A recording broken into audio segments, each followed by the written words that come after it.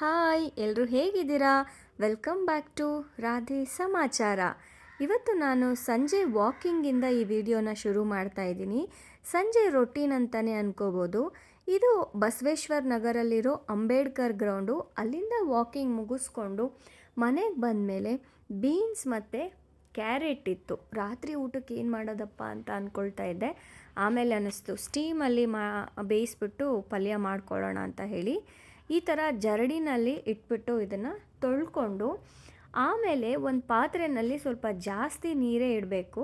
ನೀರಿಟ್ಬಿಟ್ಟು ಅದ್ರ ಮೇಲೆ ಈ ಥರ ಜರಡಿನ ಇಟ್ಬಿಟ್ಟು ಒಂದು ಮುಚ್ಚಳ ಮುಚ್ಚಿ ಬೇಯಿಸಬೇಕು. ನಾವು ನೀರಲ್ಲೇ ಹಾಕಿ ಬೇಯಿಸ್ಕೋಬೋದು, ಆದರೆ ಆ ನೀರನ್ನ ನಾವು ಬಸಿತೀವಲ್ವ ಆವಾಗ ಅದರಲ್ಲಿರುವಂಥ ಪೋಷಕಾಂಶಗಳೆಲ್ಲ ಹೊರಟೋಗುತ್ತೆ. ಈ ರೀತಿ ಸ್ಟೀಮಲ್ಲಿ ಬೇಯಿಸ್ಕೊಳ್ಳೋದು ತುಂಬ ಒಳ್ಳೆಯದು ಅಂತ ನಾನು ಇತ್ತೀಚೆಗೆ ತಿಳ್ಕೊಂಡೆ. ಅದರಿಂದ ಈ ರೀತಿಯಾಗಿ ಸ್ಟೀಮಲ್ಲಿ ಬೇಯಿಸ್ಕೊತಾ ಇದ್ದೀನಿ. ಒಂದು 10ರಿಂದ 15 ನಿಮಿಷ ಬೇಯಿಸೋ ಅಷ್ಟೊತ್ತಿಗೆ ಅದು ಮೆತ್ತಗಾಗಿ ಹೋಗಿರುತ್ತೆ. ಈಗ ಬೆಂದಾದಮೇಲೆ ಒಂದು ಚಿಕ್ಕ ಬಾಣಲೆಗೆ ಎಣ್ಣೆ ಹಾಕ್ಕೊಂಡು ಸಾಸಿವೆ, ಜೀರಿಗೆ, ಅರಿಶಿನ ಎಲ್ಲ ಹಾಕ್ಕೊಂಡು ಆ ಬೇಯಿಸಿರೋವಂಥ ತರಕಾರಿ ಏನಿರುತ್ತೆ ಅದನ್ನು ನೀವು ಹಾಕ್ಕೊಂಡು ಮಿಕ್ಸ್ ಮಾಡ್ಕೋಬೇಕು. ರಾತ್ರಿ ಊಟ ಆದಷ್ಟು ಲೈಟಾಗಿರೋದು ಒಳ್ಳೆಯದು. ಇದರ ಜೊತೆಗೆ ನಾನು 1 ಅಥವಾ 2 ಚಿಕ್ಕದು ಚಪಾತಿ ತಿಂದರೆ ಈ ಬೇಯಿಸಿರೋ ತರಕಾರಿನೇ ಜಾಸ್ತಿ ತಿನ್ನಬೇಕು. ನೀವು ಚಪಾತಿ ಅಥವಾ ಅನ್ನದ ಕ್ವಾಂಟಿಟಿನ ಜಾಸ್ತಿ ಇಟ್ಕೊಳ್ಳೋ ಬದಲು ತರಕಾರಿ ಕ್ವಾಂಟಿಟಿ ಜಾಸ್ತಿ ಇಟ್ಕೊಂಡು ರೈಸ್ ಅಥವಾ ಚಪಾತಿ ಅಥವಾ ಮುದ್ದೆ ಏನು ತಿಂತಿರ್ತೀರ ಅದರ ಕ್ವಾಂಟಿಟಿನ ಕಡಿಮೆ ಮಾಡೋದು ತುಂಬ ಒಳ್ಳೆಯದು. ನೋಡಿ, ಇವಾಗ ನಾನು ಬೆಂದಿರೋಂಥ ತರಕಾರಿನ ಅದಕ್ಕೆ ಮಿಕ್ಸ್ ಮಾಡ್ಕೊಂಡಾದಮೇಲೆ ರುಚಿಗೆ ತಕ್ಕಷ್ಟು ಉಪ್ಪು ಹಾಕ್ಕೊಂಡೆ.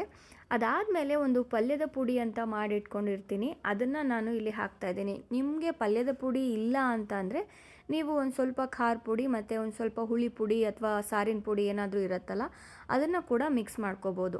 ಅಥವಾ ಪಲ್ಯದ ಪುಡಿ ಮಾಡಿಟ್ಕೊಳ್ಳೋದು ಹೇಗೆ ಅಂತ ನಾನು ನೆಕ್ಸ್ಟ್ ವಿಡಿಯೋಗಳಲ್ಲಿ ತೋರ್ಸೋಕ್ಕೆ ಪ್ರಯತ್ನ ಪಡ್ತೀನಿ.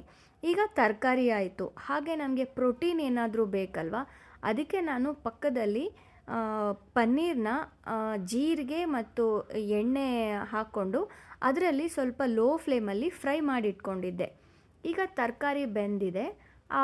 ಫ್ರೈ ಮಾಡಿಟ್ಕೊಂಡಿರೋಂಥ ಪ್ರೋಟೀನ್ ಅಂದರೆ ಪನ್ನೀರನ್ನ ಇದಕ್ಕೆ ಮಿಕ್ಸ್ ಮಾಡಿಕೊಂಡ್ರೆ ನಮಗೆ ಪ್ರೋಟೀನು ಸಿಕ್ತು, ಹಾಗೆ ತರಕಾರಿ ಫೈಬರ್ ಕೂಡ ಸಿಕ್ತು. ಹಾಗೆ ಕಾರ್ಬ್ಸ್ ಅಂತ ನೋಡಿದಾಗ ಚಪಾತಿ ಮಾಡ್ಕೋತಾ ಇದ್ದೀನಿ. ಚಪಾತಿ 1 ಅಥವಾ 2 ಸಾಕು. ನೈಟ್ 7:30 ಅಥವಾ 8 o'clock ಒಳಗಡೆ ಊಟ ಮುಗಿಸೋದು ತುಂಬ ಒಳ್ಳೆಯದು. ಅದಕ್ಕಾಗಿ ನಾನು ಕೂಡ ಪ್ರಯತ್ನ ಪಡ್ತಾ ಇದ್ದೀನಿ. ಈ ನಡುವೆ ಆದಷ್ಟು 8 o'clock ಒಳಗಡೆ ಊಟ ಮಾಡೋದಕ್ಕೆ ಪ್ರಯತ್ನ ಪಡ್ತಾ ಇದ್ದೀನಿ. ಆದಷ್ಟು ನೀವು ಕೂಡ ಪ್ರಯತ್ನ ಮಾಡಿ ಅಂತ ಹೇಳ್ತೀನಿ. ನೋಡಿ ಎಷ್ಟು ರುಚಿಯಾಗಿದೆ. ಪನ್ನೀರ್ ವೆಜಿಟೇಬಲ್ಸ್ ಮಿಕ್ಸ್ ಪಲ್ಯ ಅಂತಲೇ ಹೇಳ್ಬೋದು. ನಾನು 2 ಚಪಾತಿ ಇಟ್ಕೊಂಡಿದ್ದೀನಿ, ಹಾಗೆ ಪಲ್ಯ ಇಟ್ಕೊಂಡಿದ್ದೀನಿ. ಓಕೆ, ಹಾಗಾದರೆ ಮತ್ತೊಂದು ವಿಡಿಯೋಂದಿಗೆ ಸಿಗ್ತೀನಿ. ಅಲ್ಲಿವರೆಗೂ ನಮಸ್ಕಾರ.